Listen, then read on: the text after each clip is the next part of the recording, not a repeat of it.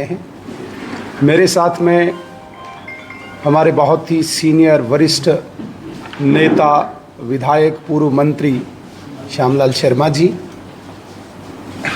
मेरी बाईं तरफ रियासी के honourable MLA Dubey ji, doctor Pradeep ji भी जिन्होंने आपको भूमिका बताई।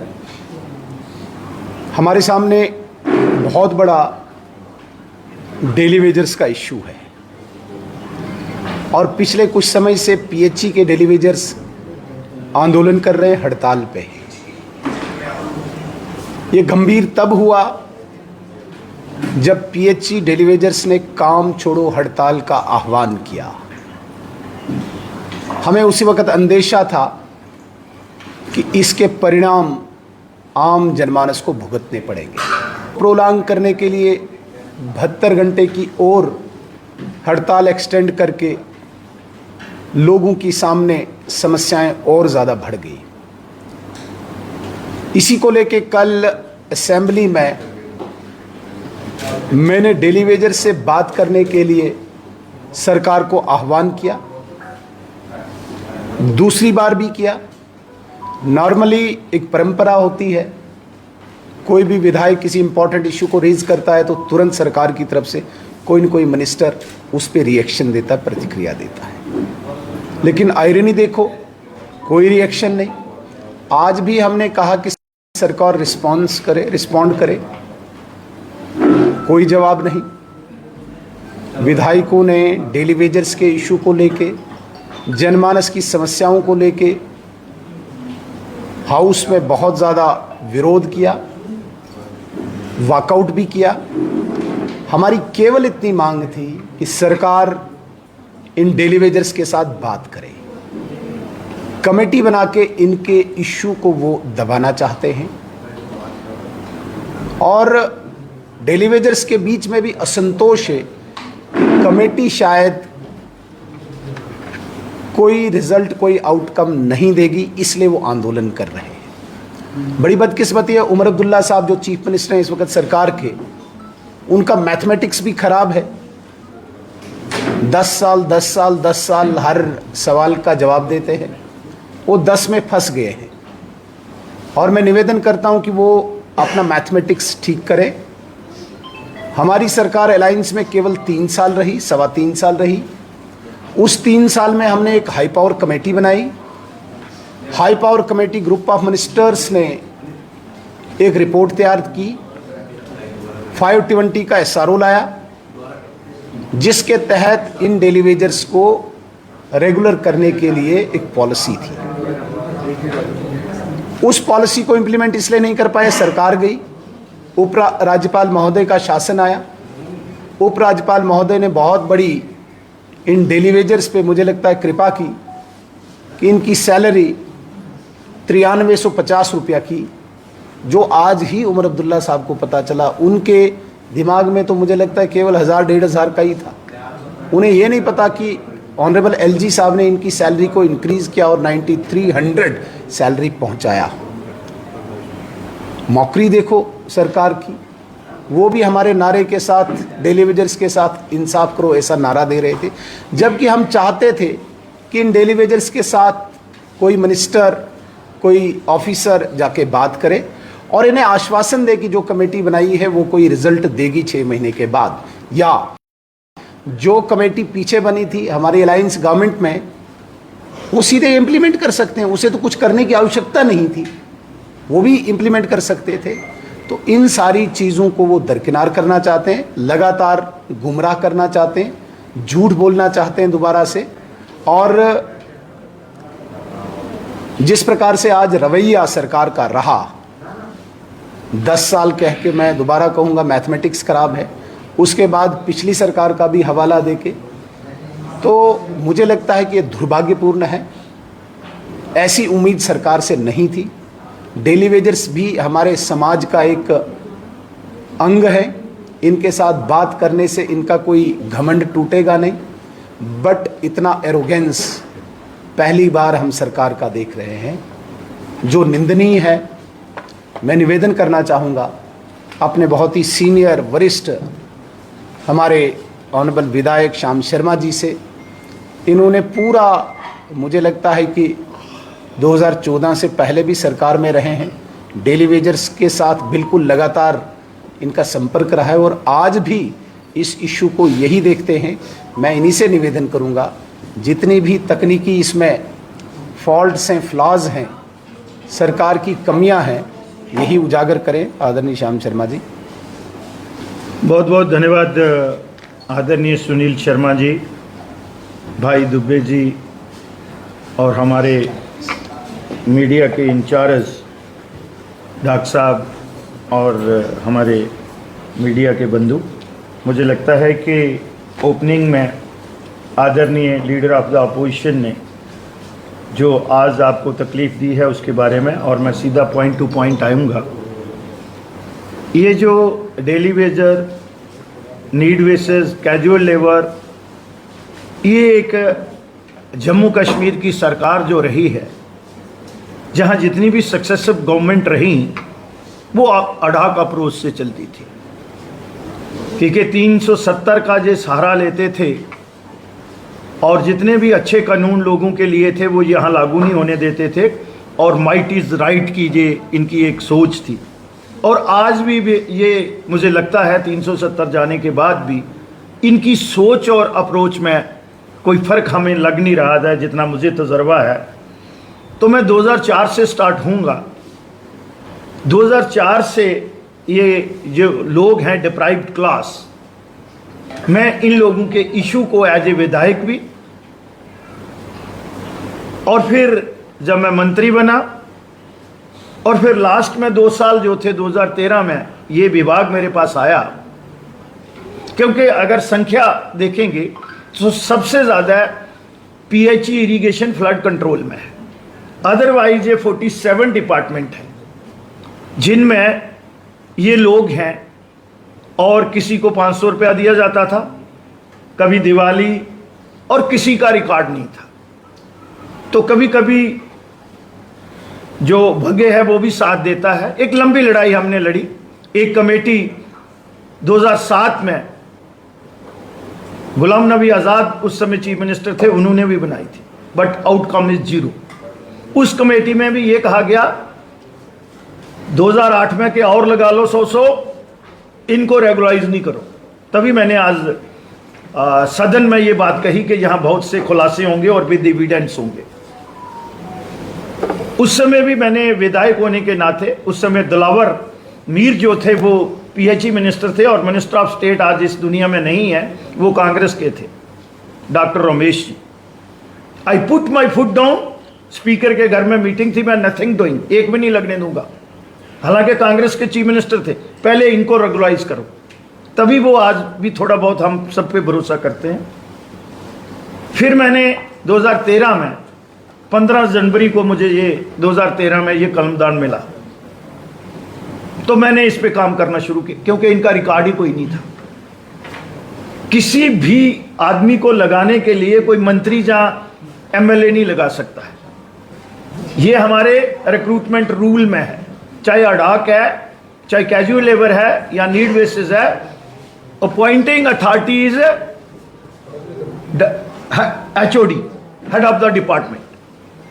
अब मैंने अपने अफिसरों को बोला कि सबसे ज़्यादा थे, और मैंने कुछ ऐसी चीज़ें पाई जो मैं आज यहाँ खोलूँगा। तभी मैंने कहा, जब ऑनरेबल चीफ मिनिस्टर साहब ने मुझे कोट किया, तो मैंने ये कहा कि मैं नेशनल कॉन्फ्रेंस को और प्रीवियस जितनी भी सक्सेसिव गवर्नमेंट्स रही हैं उनका कच्चा चिट्ठा जो है वो पब्लिक डोमेन में लेके जाऊंगा। तो ये रिकॉर्ड है, तो रिकॉर्ड बनाया मैंने, और उसमें जो बातें मेरे सामने आई वो आपको भी, मेरा ख्याल आपकी ज़मीन भी पाँव के नीचे से निकल जाएगी। इन लोगों ने 11,984 लोगों को पक्का लगा लिया पीएचई में। कितना? 11,000, ऑलमोस्ट 12,000। जम्मू के कितने लगाए? 855। ये हालत करते थे हमारी। मेरा खून जो है वो खौल गया। और हमने फिर उसके बाद पूरा रिकॉर्ड इनका बना। और उसके बाद एक कैबिनेट सब कमेटी बनती है। ये कैबिनेट सब कमेटी है, उसके चेयरमैन कौन है? जो इस समय हमारे स्पीकर हैं, राथर साहब। उसमें ये 61,011 लोग जो हैं 47 डिपार्टमेंट में, उस समय की बात कर रहा हूं, 2014 की। ये जो मीटिंग हुई थी हमारी, ये मीटिंग हुई थी 30/9/2014 को, जब 58 की 60 इन्होंने की। उस समय भी मैंने कहा कि नहीं, 58 से 60 नहीं करो, इन लोगों को रेगुलाइज करो, क्योंकि उस समय 7,200 स्कीम थी और उसमें 7,200 स्कीम में 5,000 स्कीम, 4,800 कुछ स्कीम जो थी वो जम्मू में थी, क्योंकि कश्मीर में बाई ग्रेविटी पानी आता है, जम्मू में 22 स्टेजेस पानी जाता है और 4-4 स्टेजेस भी हैं। एरिया भी हमारा ज्यादा है, टोपोग्राफी भी है। तो जब उस कैबिनेट कमेटी में बात कहां से बिगड़ी, तो उन्होंने कहा कि भाई 2311 में कश्मीर में से सिर्फ 7500 लोग हैं, 7515 कश्मीर डिवीजन से हैं, पूरा रिकॉर्ड है मेरे पास। अब ऐसा करो कि हमारे भी 10,000 और लगाओ। वो लिस्ट भी है मेरे पास, मैं देखता हूं, कल वो जहां आते हैं वहां वो लिस्ट भी दूंगा। और उस समय जो मेरे साथ नेशनल कॉन्फ्रेंस थे, एमओएस थे, मैं नाम नहीं अभी लूंगा, थोड़ा सब्र, उनको पर्दा रखेंगे, सब्र भी हम भी रखेंगे, क्योंकि अब ये लगातार है। अब उन्होंने बोला है तो फिर सुनना भी पड़ेगा और लोगों को जवाब भी देना पड़ेगा। और जो पीएचई के जितने और इरिगेशन फ्लड या डेली वेजर जितने भी हैं, आज अब जब उनको कश्मीर में पता चला है और उनको पता है कि भारतीय जनता पार्टी सिंसियर है, तो इन्होंने, मैंने कहा नथिंग डूइंग, आपने 11,129 पहले ही लगा लिया है कश्मीर में, तो मैं कल अपने लोगों को क्या, मैं असूलों के साथ राजनीति करता हूं, यह मैं उमर अब्दुल्ला जी को जवाब दे रहा हूं। मैं नहीं माना। उसके बाद भी 5 दिन रशाकशी चलती रही और 5 दिन के बाद मुझे रिजाइन, मैंने प्रोटेस्ट में कर दिया और डाइसेंट नोट भी दिया। और आज उमर अब्दुल्ला जी ये कहते हैं कि फिर तो श्यामलाल जी को भी बताना पड़ेगा, तो मैं बता रहा हूं। अब जो लीडर ऑफ द हाउस हैं, जम्मू कश्मीर के चीफ मिनिस्टर को आना चाहिए, जब वो सारा प्रोटोकॉल एंजॉय कर रहे हैं और ब्लेम कर रहे हैं कि आप 10 साल का हिसाब दो। आदरणीय एलओपी साहब ने नहीं, मैं वो भी हिसाब दूंगा। 4500 उस समय फिर इन लोगों ने, बीजेपी ने, मैं तो 2019 में आया, 2015 और 16 में इन्होंने क्या किया, बीजेपी ने, उनने हमसे पूछा है ना, इन्होंने उन तमाम लोगों का रिकॉर्ड जो था उसको स्टेट किया और उन लोगों को ऑनलाइन किया। और पहले उनको 6,000 पे ले गए। आज भारतीय जनता पार्टी और एलजी की गवर्नमेंट ने 9,310 रुपया उनको हर महीने 10 तारीख से पहले उनके अकाउंट्स में आता है। और ये लोग बोल रहे हैं भारतीय जनता पार्टी ने क्या किया। आप लोगों ने गुनाह किए हैं और इतने इतने बड़े गुनाह किए हैं, तभी मेरी स्टेट को यूटी बनवाने वाले ये लोग हैं। और आज फिर कहते हैं कि जनाब जल्दी जल्दी स्टेट दो, हम सब कुछ कर देंगे। तो भैया ये 94 से पहले के हैं। और फिर बड़े फकर से कहते हैं हमने लगाए हैं, हम ही पक्के करेंगे। कब करोगे? आधे तो बेचारे चले गए घर ऐसे ही, उनमें से 10% तो इस संसार को भी छोड़ के चले गए, उनके परिवार पूरे तबाह हो गए। और सवाल भारतीय जनता पार्टी से पूछते हैं, सवाल 2013-14 का श्यामलाल से पूछते हैं। और मैं याद करवाना चाहता हूं उमर अब्दुल्ला को कि जब आप फ्लड के बाद, याद करिएगा आप, 26 अक्टूबर 2014 मैं आपको एयरपोर्ट पे जाके फाइल लेके मिला कि आप जा रहे हैं, आप चेयरमैन को बोल दो और कैबिनेट कमेटी में ये इनको रेगुलराइज कर दो। तो आपने कहा कि चेयरमैन रासर साहब फाइनेंस भी उनके पास है। मैंने कहा प्लानिंग सदोत्रा जी के पास है, तो आप नोट दे दें। तो इन्होंने पोस्ट टू पिलर, हम 2 मंत्री थे, एक आज नहीं है, वो लद्दाख में है, चाहे दूसरी पार्टी में ही है, वो चश्मदीद गवाह हैं। और ये डेली वेजरों के जितने भी उस समय के नेता हैं वो चश्मदीद गवाह है कि उस समय हम पोस्ट टू पिलर ये अपने कैबिनेट कलीग को घुमा रहे थे और कह रहे थे 10,000 हमारा और लगाओ, हमने इलेक्शन लड़नी है। तो उस बात पे सजा जो है इन लोगों को दे रहे हैं। 10,000 इनके और नहीं लगाए। मुझे पता था इन्होंने 10,000 लगा के भी इनको रेगुलराइज नहीं करना है, क्योंकि इनके पास रिसोर्स ही नहीं है। तो आज मैं माननीय चीफ मिनिस्टर जम्मू कश्मीर उस समय के और इस समय के, ये जो मैं डॉक्यूमेंट प्रूफ दे रहा हूं, अगर उनके पास कोई और चीज है तो वो हमारे साथ टेबल पे भी डिस्कशन आ सकते हैं, पब्लिक डोमेन में भी आ सकते हैं। मैं ओपन चैलेंज करता हूं उनको, कोई भी, ये 6 मेंबर थे, उसमें कौन कौन था ये देखिए।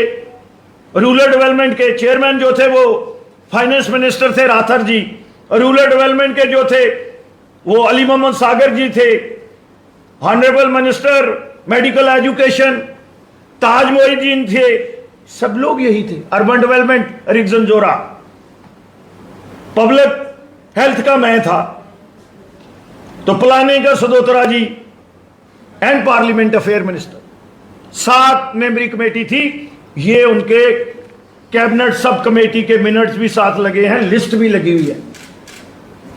तो दोष भारतीय जनता पार्टी का और श्यामलाल का है। उल्टा चोर कोतवाल को डांटे।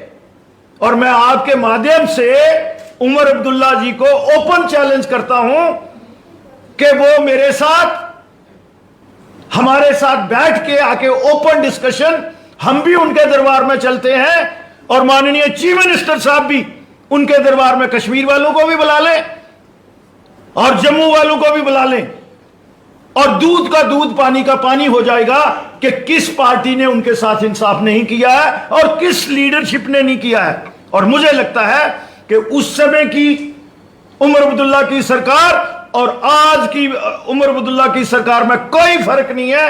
वो कहीं ना कहीं अपनी जो जिम्मेवारी है उससे बचने की कोशिश कर रहे हैं, भागने की कोशिश कर रहे हैं। लेकिन हम जनता जनार्दन के चुने हुए नुमाइंदे हैं। भारतीय जनता पार्टी उनको जो लोगों के विषय हैं उससे भाग के जाने वाली नहीं, भाग के जाने देंगे। और ये जो daily Vaser, daily rated, casual labour 47 department के हैं, उनके साथ शाना बशाना हम खड़े हैं और उनकी लड़ाई यहां से लेके, और अगर कोर्ट में भी जाना पड़ेगा वहां भी हम लड़ेंगे। पुलिस की तरफ से हम पे लाठियां बरसाई जा रही हैं, क्या कहते हैं? देखिए यही तो बात है ना, आदरणीय एलओपी साहब ने हम लोगों की जो जिम्मेवारी है, 3 दिन से हम चलाए नहीं, हम डिसेंट वे से, जो अपोजिशन का एक कंस्ट्रक्टिव अप्रोच होती है। कल जाते ही आपने देखा इस बार असेंबली कितनी अच्छी, और वो चली है तो हमारी सपोर्ट से चली है।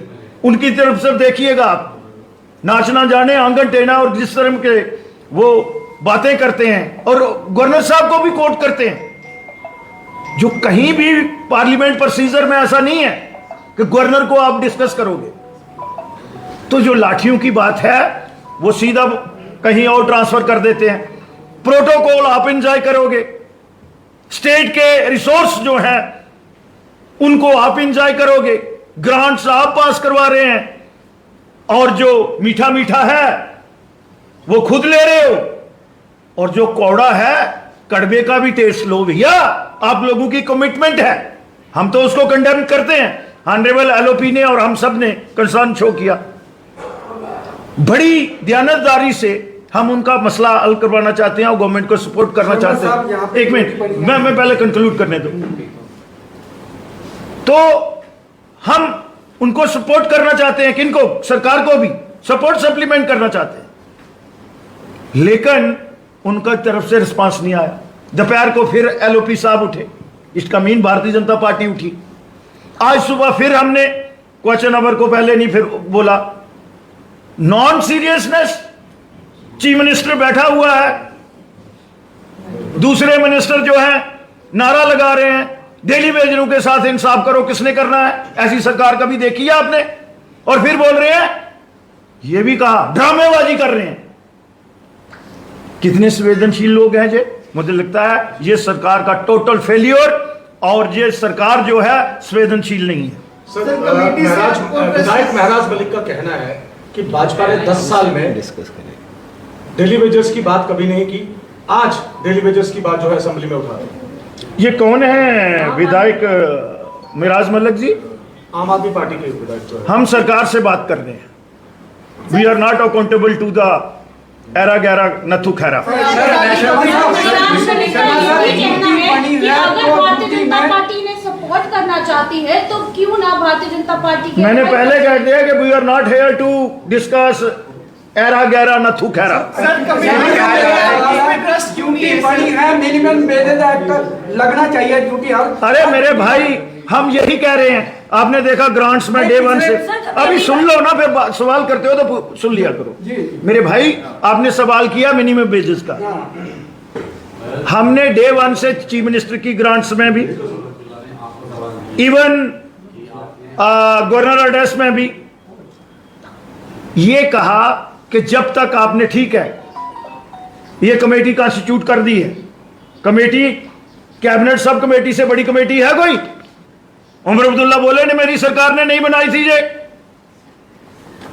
तो चलो ठीक है, लेकिन मिनिमम वेजेस दिया। हमसे कम रिसोर्स हैं, जीडीपी ग्रोथ भी कम है, चलो ठीक है, दिल्ली की यूटी का नहीं। अब भैया लद्दाख वाली का तो दे दो मिनिमम वेजेस, और 6 महीने में इसको परमानेंटली इसको सेटल करो। उस पर भी नहीं आते हैं। जो लोग बात नहीं करना चाहते उनके साथ और सड़क पे जाके लाठियां बरसाते हैं, तो हम तो अपोजिशन में हैं। हम अपना रोल जो है ईमानदारी से अपने कर्म का निर्वाह करें। उमर अब्दुल्ला द्वारा एक कमेटी का गठन किया गया। उन्होंने बोला कि 6 महीने के बाद वो कमेटी जो है वो जवाब देगी, लेकिन वहीं से अगर डेली वेजेस की बात करें, उन्होंने साफ तौर पे ये कहा कमेटी पहले भी बनी, कमेटी अब भी बनी, हमें भरोसा नहीं उस पर। मुझे लगता है वो ठीक कह रहे हैं। 94 जो बच्चा भी उस समय मेरी बहन पैदा हुआ होगा, आज उसकी एज क्या होगी? 30 साल। ये 94 से पहले के हैं। जितनी सक्सेसिव गवर्नमेंट्स आई, वोट लेने के लिए उन लोगों को लगाते रहे, और चाहिए भी थे, वो भी है, लेकिन उनको आज उनकी जो वेजेस है, जो उनका हक मिलता है, अगर आपने कश्मीर में 11,129 लगा दिया, तो फिर जम्मू के ठेकेदार कैसे बनते हो भाई? ये कागज है ना, साइंड है, डिपार्टमेंट का है, केओडी लगी है, मैंने खुद दिलवाई है अपने पर। ये तो मानते ही नहीं थे, हमने लगाए हुए हैं फर्स्ट टाइम।